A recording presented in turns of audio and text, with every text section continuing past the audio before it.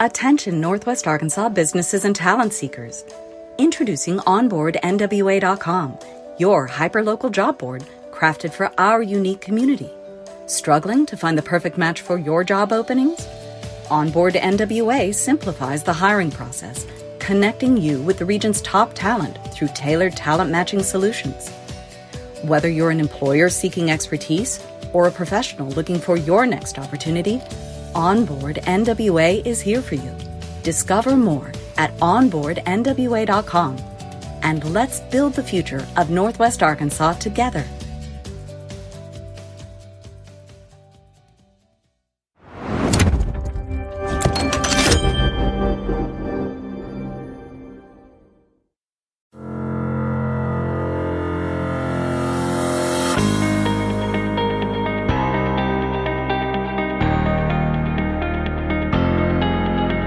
It's time for another episode of I Am Northwest Arkansas, the podcast covering the intersection of business, culture, entrepreneurship, and life in general here in the Ozarks. Whether you are considering a move to this area or trying to learn more about the place you call home, we've got something special for you.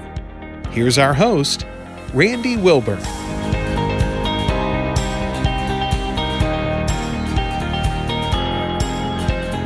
Hey folks, and welcome to another episode of I Am Northwest Arkansas. I'm your host, Randy Wilburn, and I'm excited to be with you today. And I must share the issue with this particular podcast episode. Not that it was an issue, but I had a major faux pas, and I can't figure out what it was. We ran into a problem recording the original episode that we did. I'm sitting here with the great folks from Kiva.org here at Startup Junkie in the Pryor Center building right downtown Springdale, downtown Fayetteville at the Square. Square's all lit up now because of the holidays, but I'm here with Martha Londigan and Alvin Singh, and those guys were kind enough to sit with me about a week and a half ago, and we had the most amazing conversation, one that I can't share with you because it didn't record all the tracks properly. So suffice it to say that things do happen in the podcasting process, and so you just have to kind of roll with the punches, but I appreciate Alvin and Martha agreeing to sit down with me right before Thanksgiving to record this episode. So without further ado, let's welcome Martha Londigan and Alvin Singh to the I Am Northwest Arkansas podcast. How are you guys doing? Great. Hello. For a second time. Yeah. Yes. Well, I love getting to see you in person 2 times in 1 month. There you go. Instead of just on our social media. Yes. Oh, that is true. And I've been trying to find my cadence when it comes to connecting with folks in real life, or IRL as the kids like to say, because I mean it feels special. Like I went to meet with a client last week in Connecticut, and that's like the first time that I've traveled any real distance since the beginning of the pandemic, and it was weird at first, but once I got there it was like this is just like riding your bike. You get back on it and you do it again. So I'm encouraging everybody, if you can, again, get vaccinated and go out there and get back out there into the world and connect with folks, because we can certainly beat this pandemic in the long term. So that's my soapbox encouragement for the vaccination and for moving past the COVID-19 pandemic in some way, shape, or form. So, but listen, I want to talk about Kiva.org. I have friends that have applied for this program. I have friends that have been awarded Kiva funds. But Martha, I would love for you to just kind of just tell us a little bit about yourself real quickly, because we've had you on the podcast episode before when we talked about Startup Junkie. Alvin, I'm going to give you a chance to introduce yourself, but just tell us quickly about who you are and what your role is with Kiva.org. And then I'll let Alvin go, and then we'll jump into why Kiva.org is changing the lives of small business owners and first-time entrepreneurs here in Northwest Arkansas. Thanks, Randy. Yes. So just brief background. I'm a 6th-generation Northwest Arkansas person, family based in Springdale since the 1850s, Siloam Springs since 1901. I grew up going to elementary school in Fayetteville and U of A 2 times, 2-time grad at the U of A. My son is a U of A grad, so big hog fan. My husband and I have owned our own small business for 16 years, and that makes me a 6th-generation small business owner in Northwest Arkansas and Northeast Oklahoma. We also live in Grove, Oklahoma. My husband and I are both Cherokee Nation citizens, and we will always live on the reservation. Fayetteville is home. It's hard for me to say if I'm from Fayetteville or Delaware County, Oklahoma. I'm from both. So love working with small business owners, have done that as my job and my profession for 9 years in Northwest Arkansas.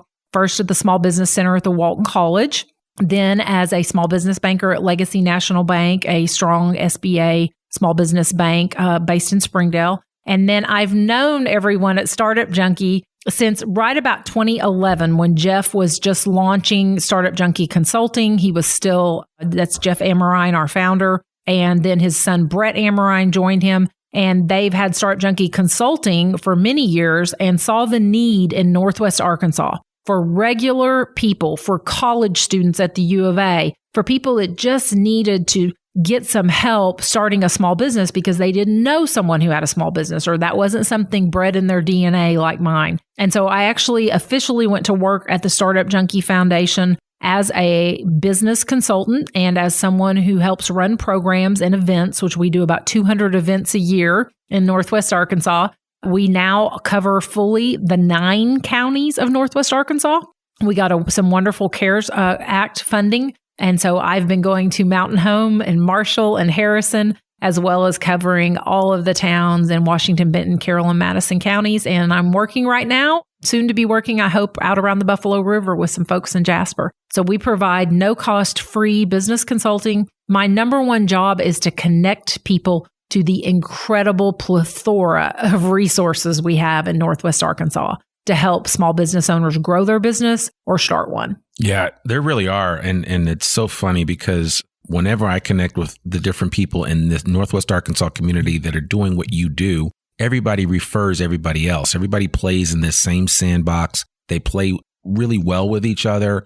Yeah, I mean, there may be healthy competition, but you guys are all trying to achieve the same objective of helping folks that want to get a leg up and get their business started and running properly. Yeah, I mean, if you're a business consultant in Northwest Arkansas, whether it's paid or nonprofit, and in any meeting with someone, you don't refer them to one of these resources, I think you need to check your ego. Absolutely. Because there's no way, even with my vast experience, and I might forget something. And there are resources we don't provide, like the Small Business Center, the ASB TDC at the U of A. They have a huge staff. I think they're up to 13 people. They have U of A students who will physically make cash flow projections for people. We don't do that. Why should we? They're already doing that. Right. And so it makes no sense for the Walton Family Foundation and other benefactors like the Northwest Arkansas Council to fund multiple nonprofits to all do the same thing. Sure. Absolutely not. If someone tells me that speaking business language in Spanish is easier for them or more comfortable, I'm going to send them to E4All, another wonderful new nonprofit we have in Northwest Arkansas that the Walton Family Foundation funded.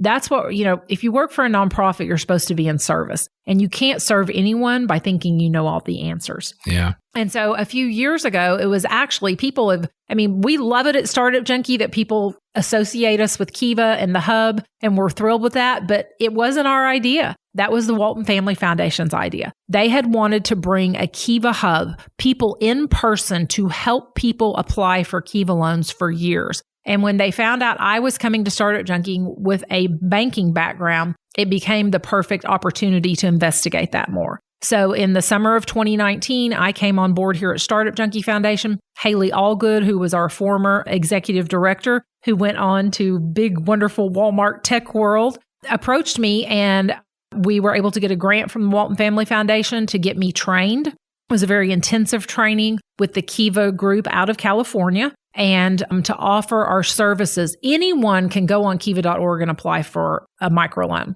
But the research has shown, obviously, having a hub manager, which is what I do, Capital Access Manager, CAM, to help people makes them more likely to not drop the application, to follow through, to understand the process. And then the great thing is I can also provide my other hat, which is my Startup Junkie business consultant, to help them with the other business issues other than just applying for this wonderful 0%, no fee, crowdfunded microloan.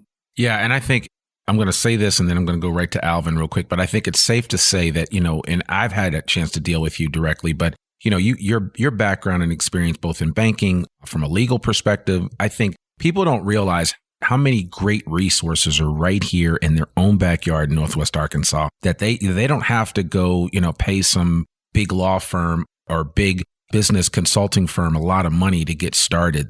There is help right here for you to get your business started. If you've got a great idea, you need to come down and see Martha and see Alvin and learn more about these programs that are available that you have access to. And if they don't have something for you, they're going to refer you to who does. So without further ado, I think you need to consider that. Definitely check with these guys. And as you learn about Kiva in today's episode, take notes and, write down all your questions so that when you do decide that you want to sit down with these guys and talk with them, you know exactly, you can line up all the questions that you have to get them answered, because I know starting a business can be scary. And there are people here in Northwest Arkansas that will hold your hand and walk with you through the process. Alvin, please tell the audience a little bit about yourself. Great to actually come back and do this again. So with my story, my name is Alvin Singh. I'm originally from Nashville, Tennessee, and I moved to Northwest Arkansas about 3-4 years ago. And one of the great things for me was the positioning of this position to work with Kiva and Startup Junkie. And I actually kind of took it as a good challenge because, in today's kind of business world, it's a lot of talk of startup and Startup Junkie, but it's like these $1 million ideas, $100 million businesses, but I need the money before I sell anything, or I need the money before I create the app. And these are good in this innovative world, but the still basic things of the food trucks, the cleaners, the CPA, the clinics, doctors, dentists. I mean, these are the actual things that all of us use day to day. And so with my position as the program associate was very much of first identifying the community that we was here. Me not being from here and just getting to understand, like Martha said, what are the resources and organizations that was here. And working with this, I've learned so much more about Northwest and there's diversity, the whole community, how it's growing and it's expanding. It's been very progressive. We were just talking the history of it. And so that was really good to see that in a city that has a, big fish, big company, and then Big Fish Foundation. And so for them to work with our hub to service these businesses was really just fantastic. It's been a great experience. My specific job, what I do is when Martha's working on the application, I then meet with entrepreneurs. I take pictures, I talk to them, and we help them go over the marketing plan so that they can raise the money for this campaign.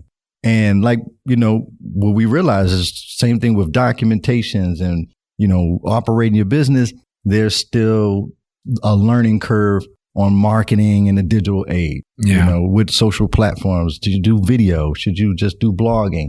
And what I like to do is see what that entrepreneur's strength is. Are they more of a talker and a video person, or are they more of a writer, or are they more just showing pictures of what they do? And so we use that as a combination to help them get the loan and the funding. Yeah. So it's almost like taking their strengths and then, adding in or filling in the blanks where their weaknesses are within the whole concept of them getting their business started. Absolutely. Because it can be overwhelming. Yeah. One is we're the opposite of a bank, which is very, straightforward. It's a lot of intimidation. We know that historically, a lot of Black-owned businesses and women-owned businesses, Latin-owned businesses have faced, certain discrimination for capital funding. And what Kiva is doing is actually trying to break that. And specifically in this area, what we're doing is Northwest is growing. We want to make sure that some of the businesses are serving the people in that community. So we've got one that we recently had that was a beauty store. And it was one of the only ethnic multicultural beauty stores in Rogers. Yeah. And she's serving, and I saw her this weekend at a fall market. So Girl Gang. Yeah. So they're working, they're doing their best, and they just need some extra help as far as consultation, as far as just how to look at things differently.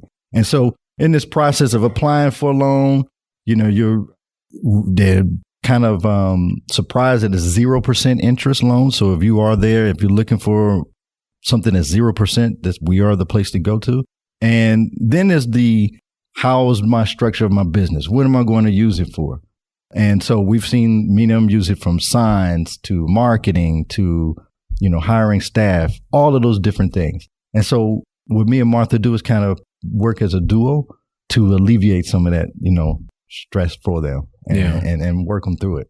Okay. Well, that's great. I'm excited to hear more about Kiva, and I appreciate you sharing that, Alvin. Why don't you, Martha, give us an overarching view of who Kiva is and why they even exist in the first place? Yeah. And sometimes what I like to do is first start and tell you what Kiva is not. Okay. All right. So Kiva is not a bank, and Kiva is not like GoFunder and Kickstarter. GoFunder and Kickstarter are for-profit companies. Let me tell you, they were started by high finance tech people who spent millions of dollars building those platforms. They serve a wonderful need. You know, if someone in your neighborhood does not have funds for a funeral, you can go on GoFundMe. You can get instant access to the world to help raise those funds. But every time someone donates, gives you money on GoFundMe, GoFundMe gets 30 cents of every donation. Kickstarter, they're there to help entrepreneurs, typically more considered to be more advanced stage entrepreneurs, launch to get money to fund a product to be manufactured overseas or to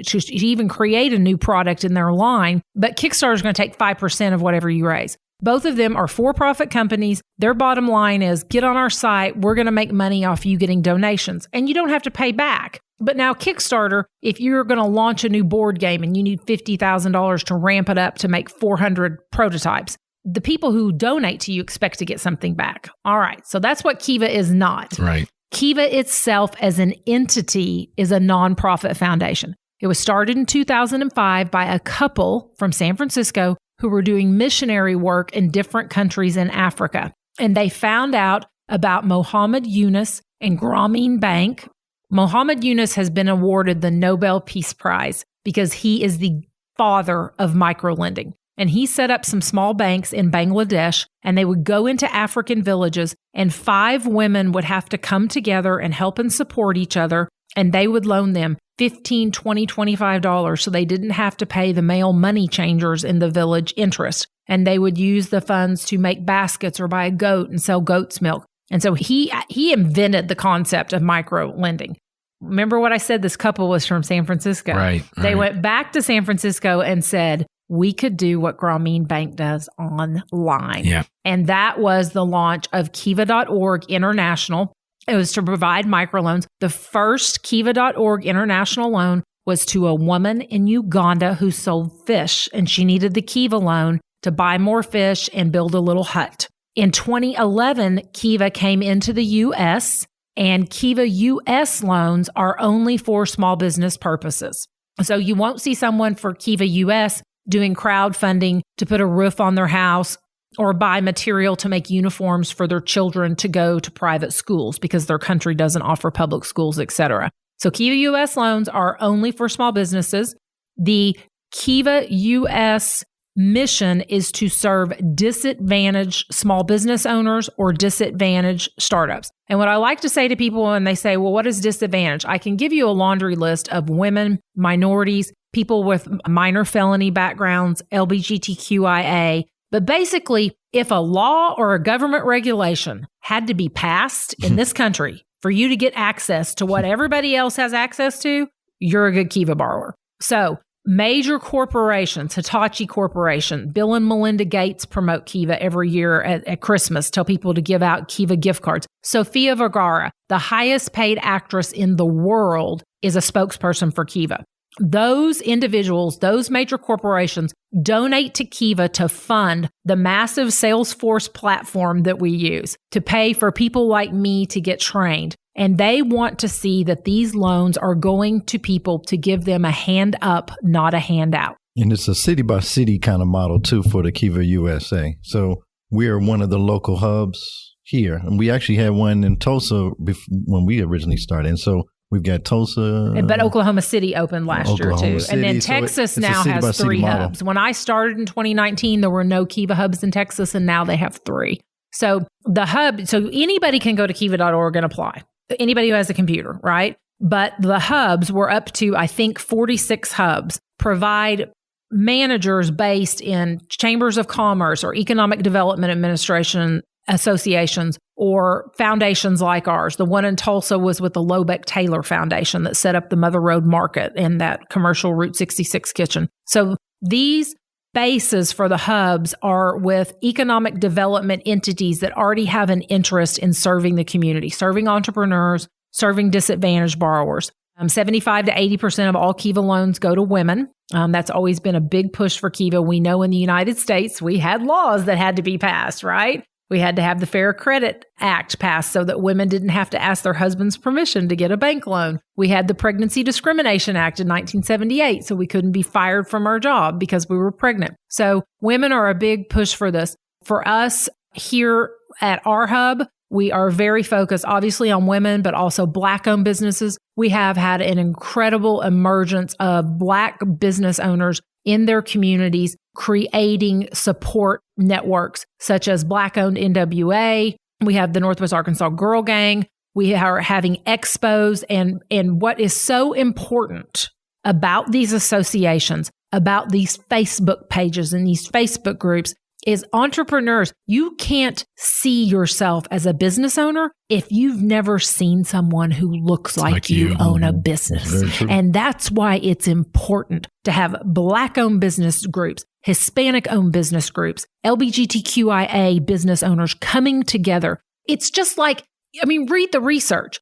Children of doctors are 3 times more likely to become doctors. Children of lawyers, because they have seen it in their family. So if you grew up in a community or a family where no one owned a business who looked like you, how on earth are you supposed to have the confidence that you can do this? Yeah. And so I feel like a lot of what I do sometimes is help people to really see their potential. I have had Kiva borrowers come to me to start an application. Kiva does not put up barriers like banks do. There's no minimum credit score. If your credit score is a 400 versus another borrower whose credit score is 550, the 550 score person might get approved for 500 more because the risk is lower. A bank is going to want debt to income ratio once you fill in your financials to be 35% or less. Kiva will let you go up to 75%. Kiva doesn't want to give you a burden for a business that will take away from your family being able to eat and pay the electric bill. So Kiva lowers the barriers and the hurdles for people to have access.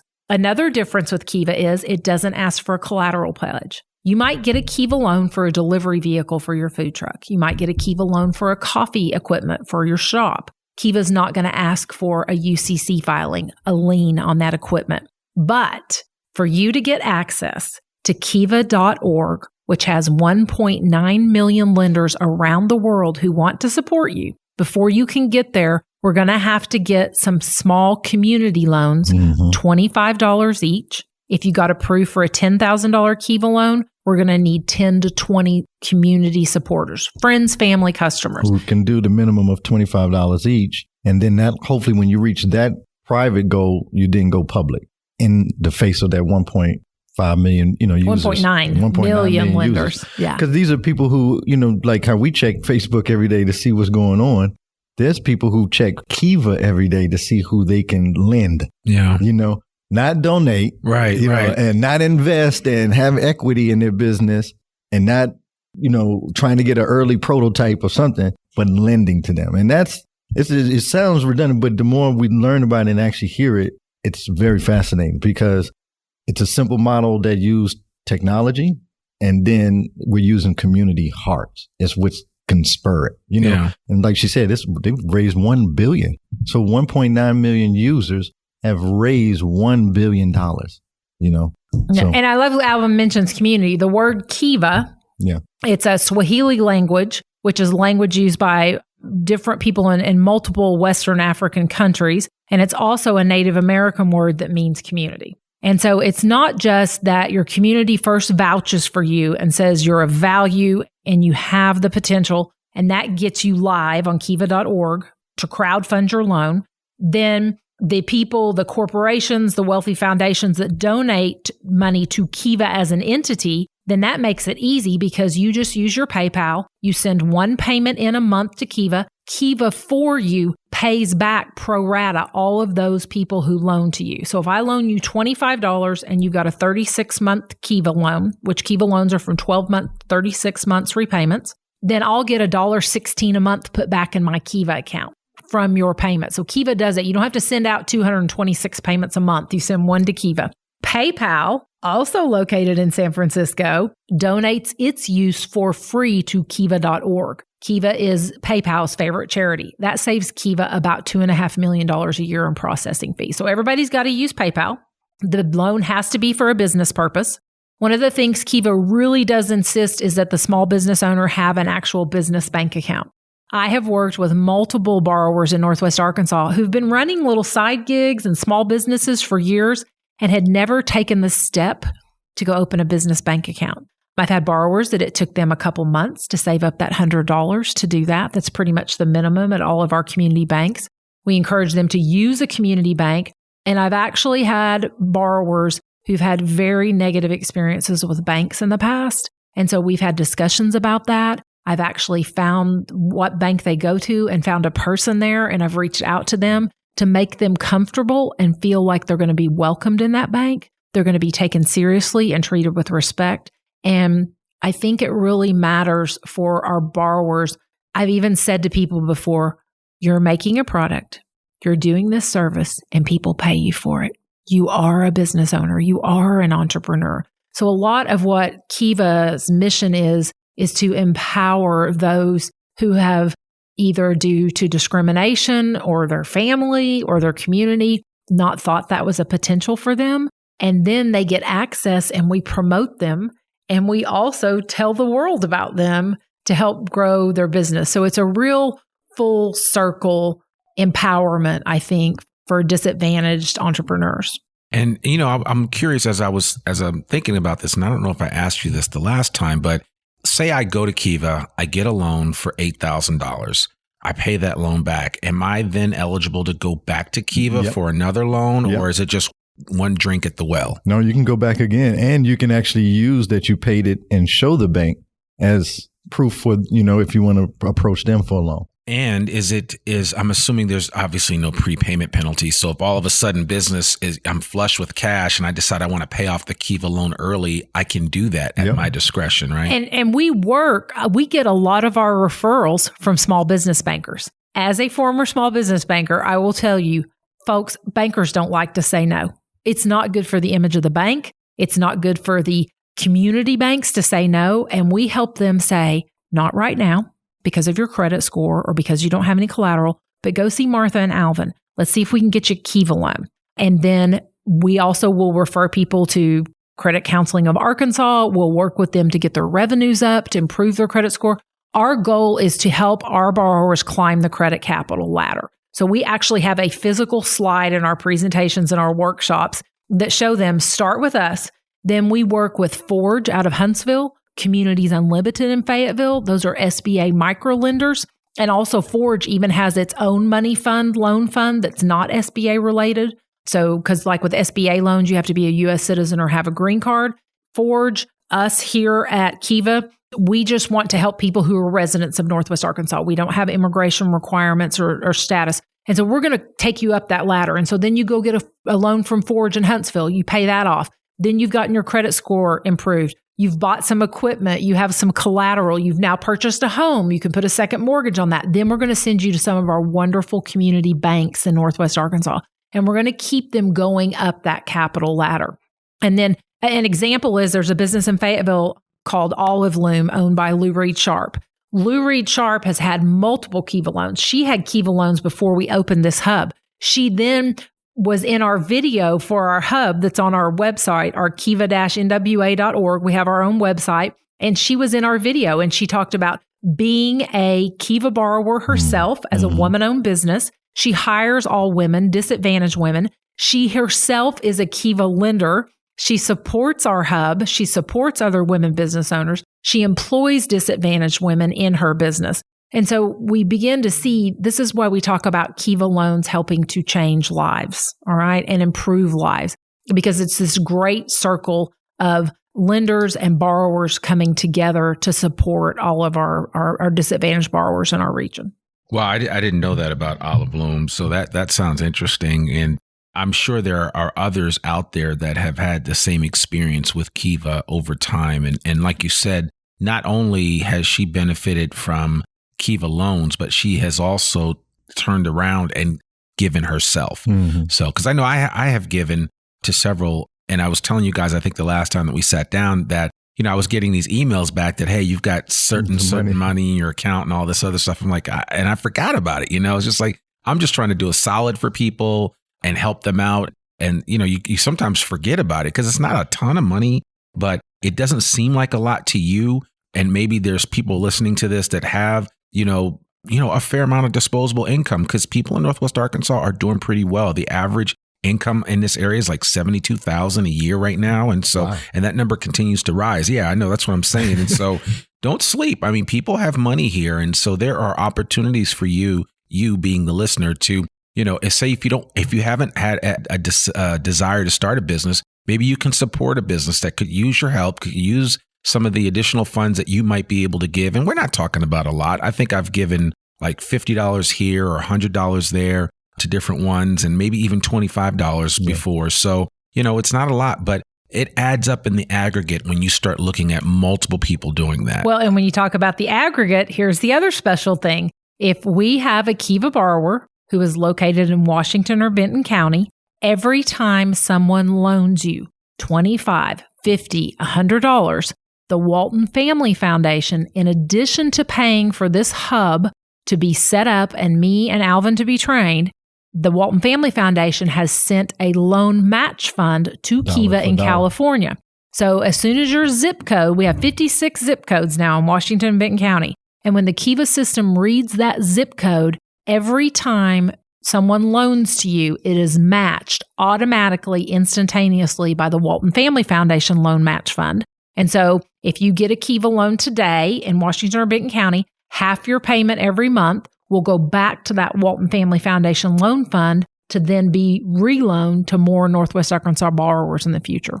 Do we know to date how much the Walton Family, do they announce that or disclose that? Well, right now we just had a press release. So the initial match fund when we launched in December of 2019, yes, that's completely public. It's been in our press releases, was $100,000. Mm-hmm. Then during the COVID crisis, we set up a special Walton Family Foundation match fund, which took it to a 75% match. And that match fund was right about $300,000. And we still have about $180,000 in that match fund. And so our hub was a 3-year grant from the Walton Family Foundation. We are here for sure through September of next year. And then we'll reassess the community and see if there's still a need and a desire. We have a loan right now. What is she? Megan is $500 from fully funding. $400. And that was something I was going to actually mention about when you were saying how big of an impact that 25 small, loan is. We have one currently. She has $400 remaining before she reaches her goal of $15. Mm-hmm. And when you do the math, $400 divided by 25, that's 17, 18 people. Right. Well, it's half of that because it's Walton Family Foundation match fund. So she really only needs $200 in loans to get her $15,000. So wouldn't it, what is the feeling of being that one of those 9 people that gave her 25, that gave her 15? Put her over the top. Where and there's that sense of this model where everyone's involved in it. Whereas as a bank, or other entities of things, it's good news for you. Yeah. But this is good news for everybody in a sense. And I was just thinking what would it be like if you went to your favorite coffee spot and the door was closed and then you found out that owner says, if I only had 18 people, to buy $25 worth of coffee just for today. Right. So that I can cover. Yeah. I'm pretty sure there's tons of people that would say yes. I call their friends. Sure. We never know these things until the community opens it up. Yeah. And it's a big pride thing as well. Mm-hmm. And that's what I also do like about the transparency in this is the entrepreneur is able to put that aside. Yeah. And kind of say, it's okay for me to ask for this and to seek it because it's helping me and my client. It's not so much of a shame thing, because all these businesses and being in the pandemic, a lot of businesses closed. So everybody has felt, some kind of pressure and things. And that's where I think the Kiva model, what we're doing is really important because that's something that wasn't available before. I'm glad you mentioned pride because that's something that I just want to unpack really quickly. And it's really more of a statement than anything else. I think anybody listening to this, a lot of people tell you, or you hear the common narrative that, hey, I did this on my own sweat and brow. I picked myself up from my bootstraps, started this business. It was just me. I either, took money out of my, say, home equity line of credit if I own a home. But if I don't own a home, maybe I just borrowed from family members and got started, or I just saved up until I could get my business off the ground. there's nothing wrong with that approach. I think what I hear you guys saying is that there are resources out there for people that they just aren't aware of. Mm-hmm. And that's kind of the area where Kiva operates, because you guys create opportunities for people that they didn't even realize were available to them. And once they learn about it, then it's like, okay, I can do this. And then you have to help them take that mental step to say, oh, this isn't a handout. This is a loan. You're going to pay it back. And this is going to help you get your business off the ground. And there's nothing wrong with that. I think sometimes people just need to hear that and not feel like And what I tell them is the beauty of the Kiva loan. Number one, what smart business person would not take advantage of a 0% business loan? Regular business loans right now are running 6 and 7%. So I tell them to approach their supporters with, I've been given this opportunity. I'm going to get a $15,000 loan. I just need to raise $250 worth from my community to prove to Kiva as my collateral that I matter and I'm doing a good job and I have some street cred to do this. And so that's what that means. And so it's a smart business decision to take advantage of a 0% loan and let somebody else take care of all the payments for you. That's what it's a smart decision to do that. And I also tell people no one makes someone go on kiva.org and loan people money. Those lenders, and when you go to kiva.org, you'll see it's been ranked as one of the top 10 nonprofit sites in the world. You can filter it. You can loan by region. You can choose just women. You can just choose small farms, agriculture. You can choose eco-friendly businesses. You can choose Black-owned businesses. So when people are going on there, it's because they want to. They have a passion and a drive within them to assist and empower certain people. So that's what Kiva's a platform that gives them the ability to do that. So there are people out there who want to support people who look like you, who have your background, who care about you doing well. And then I'm a person who grew up with a lot of people in my family inside in prison. And there are a lot of barriers to people with felonies when they get out of prison.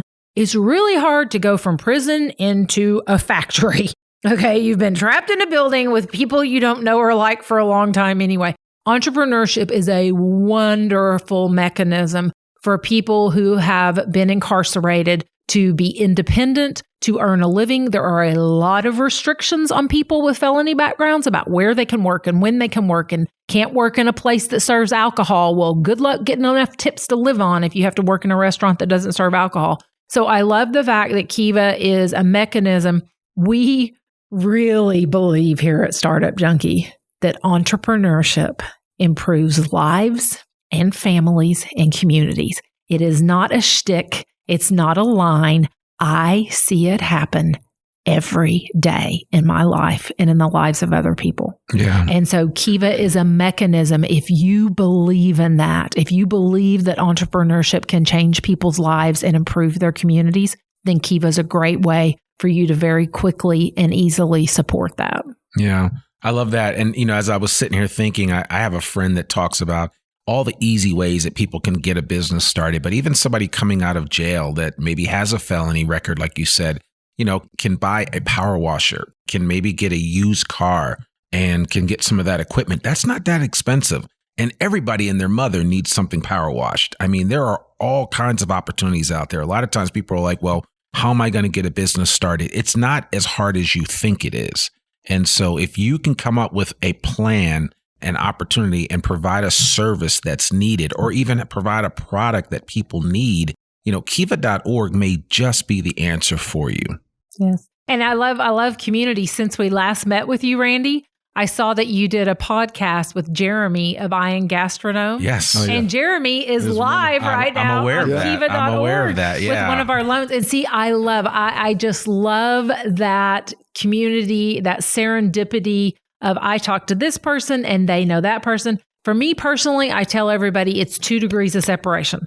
I don't know everybody, but I bet I know somebody who knows somebody. Exactly. Right? And so I love that, you did a podcast with him and we're working on a Kiva loan with him. And he has this huge community and this great story. And his passion is supporting restaurants and bars and creative culinary folks. And so That's all community. That's all very Kiva-ish. Yeah, and I appreciate you mentioning that. In his episode, as we are recording this on the 22nd of November, 2021, his episode came out last week, and he tells the whole story about how he got started, and it wasn't necessarily his intention. He was just sharing his love of food, right? And just going around passion. And all of a sudden, he was taking better videos and better videos and better videos, and he learned how to do it and how to position the camera right. And, he said, man, the first ones were really terrible, but then they just got better over time. And now he's traveling around the country for restaurants, on behalf of restaurants, to capture the essence of what they're all about. And I always say, especially for restaurants, both local and elsewhere, it's one of the hardest things to do is to capture the minds and the imaginations of people that you want to come through your door and support you. And what Jeremy is doing for restaurants is simply amazing. And I certainly encourage people just to shout out for Jeremy at I Am Gastronome to check him out online, especially on Instagram. It makes me hungry every time I watch a post of his.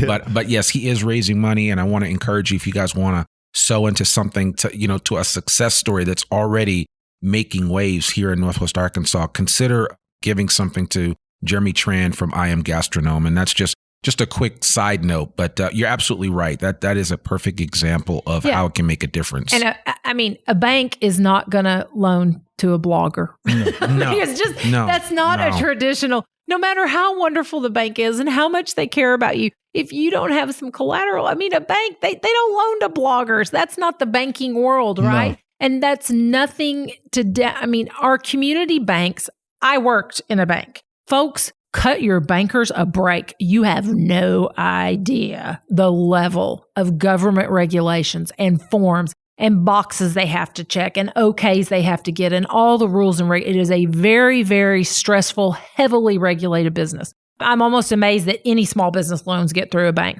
But we have community bankers here who absolutely care and have a passion for our small business community. But sometimes their hands are actually physically tied. They can't even give you the application because you can't check a box or have a certain requirement that they have.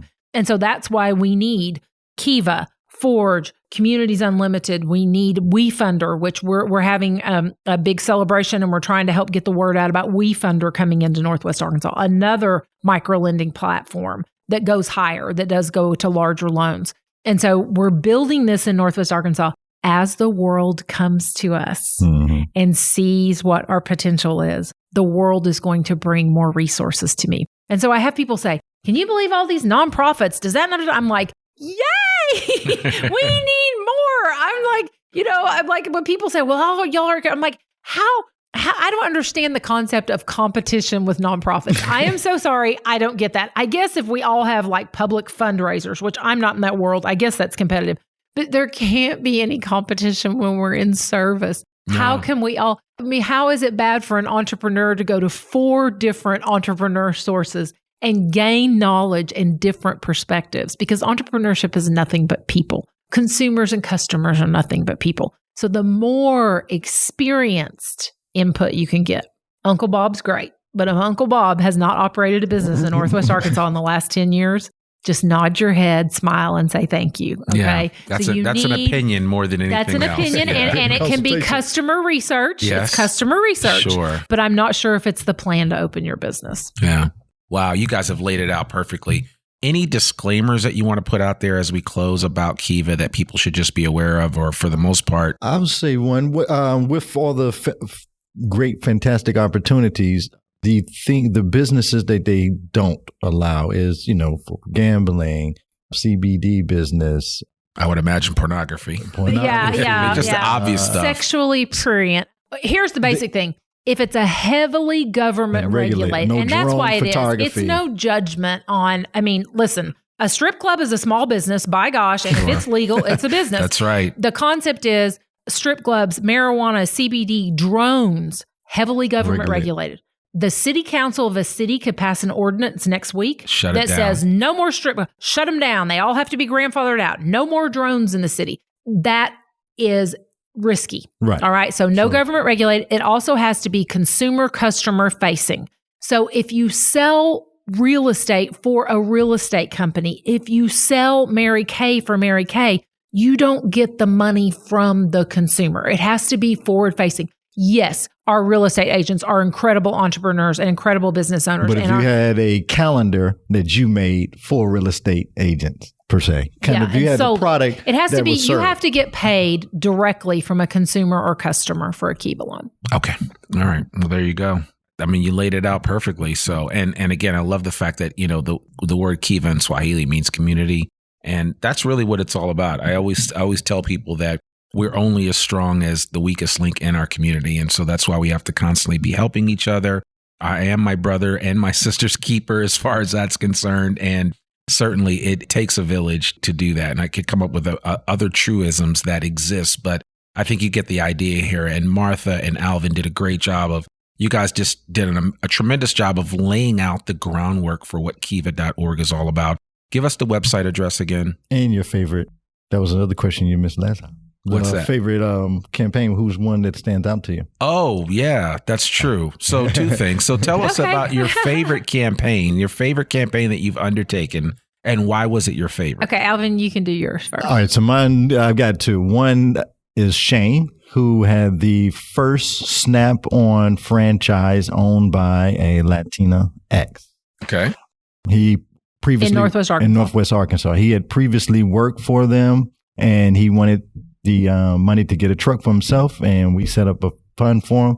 Fantastic. I even see the truck riding around. I'm wondering if that's him. Yeah. So that was one that was really good to see all the way through. Sure. And I'm going to throw the bakery. I'll do mine. I'll do mine. Tomorrow. I like the bakery. There's Rockin' Bakery. Rockin' Baker, Damara. She's been on the podcast. Yes. She is amazing. Yeah. And what she's doing for Spectrum individuals and adults and how she actually just transferred a portion of her ownership to one of the people that was one of her employees. And her story is amazing. Her bread is insanely good. Yes, it is. If you've been to Big Orange up in Rogers, she's the one that makes the buns for those guys. But she's got a jalapeno bread that's just out of this world. That's a side note. So anyway, I digress. I would say those 2. But that's good to know. And it's a small world. Like you said, 1 or 2 degrees of separation. So how about you, Martha? So my favorite one recently is Rachel, which her business is R. McClintock, and she is a woodwork artist. She has a woodworking studio. She makes tables and chairs and bowls and cutting boards, and she's in downtown Springdale. The great thing about going into downtown Springdale a year ago is tremendous growth. The downside is major construction's going on that closed her street. And so she just needs to survive and stay open. Also, Rachel in her profile talks about her wife, Melody, has a business, is an acupuncturist down the street. So we have this wonderful LGBTQ couple that invested in downtown Springdale. They both opened their businesses there. And then her business was suffering because of this incredible construction. And we were able to get her funded with a Kiva loan to give her working capital to keep the doors to her art studio open so that she can benefit from the incredible crowds of customers and consumers that are going to come there when these wonderful apartment that's right next door to her. So it's going to be perfect for if people want to get cutting boards, wooden bowls, customized. Yeah. And it's there. If she had to move, anything else could have been there. And that's the thing. We want to have that personal touch. So we want people who don't have a lot of money to get to reap the benefits of the incredible growth that's coming because of those with money. So the Kiva loan was able to come in and help her keep her doors open so that she can benefit from this incredible growth that's going to go on right next door to her. Yeah. Well, man, that's awesome. I love hearing stories like that. You guys, any last words that you want to share? The website is Kiva-NWA.org. Okay. But if you just type in Kiva Northwest Arkansas on Google, we're like the second NWA. one. I just type Kiva NWA. We'll pop right up. And you can click on our see our Kiva success stories. When Megan fully funds, I think it'll be today, that'll be 55 loans in 23 months. Wow. And you can see all those profiles and read their stories.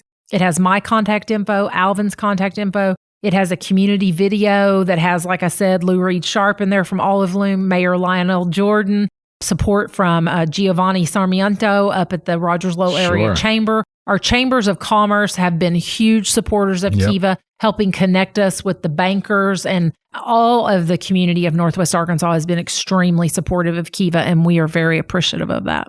That's awesome. I love hearing that. I mean, that in a nutshell is perfect. And I think listening to this podcast episode will be helpful for some people that need to kind of get over the hump and get their mind right to take part in what Kiva has to offer. So whether they want to donate or whether they want to, or lend, as we should say, or whether they want to be a part of the process and procure a loan for their own business. So, if you really want to get it done, and this is to you, the listener, there's never been a better time.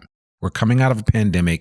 There are all kinds of opportunities out there. And if not now, when? Right? Yes. I mean, that's it. So let's get it going. Come see these guys. Come see Alvin. Come see Martha here at Kiva Northwest Arkansas. Have them help you guys out. You can check them out at kiva-nwa.org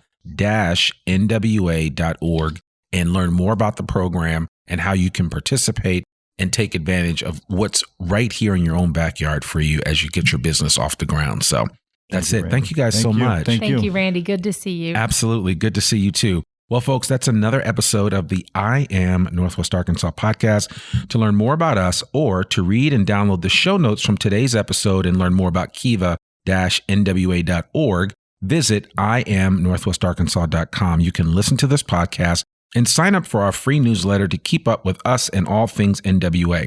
Sign up today. Please, you can follow the I Am Northwest Arkansas podcast wherever you listen to it and consider rating and reviewing us on Apple Podcasts. Our podcast comes out every Monday, rain or shine.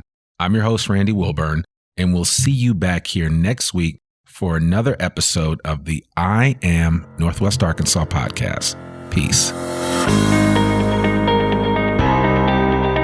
We hope you enjoyed this episode of I Am Northwest Arkansas. Check us out each and every week, available anywhere that great podcasts can be found. For show notes or more information on becoming a guest, visit IamNorthwestArkansas.com. We'll see you next week on I Am Northwest Arkansas.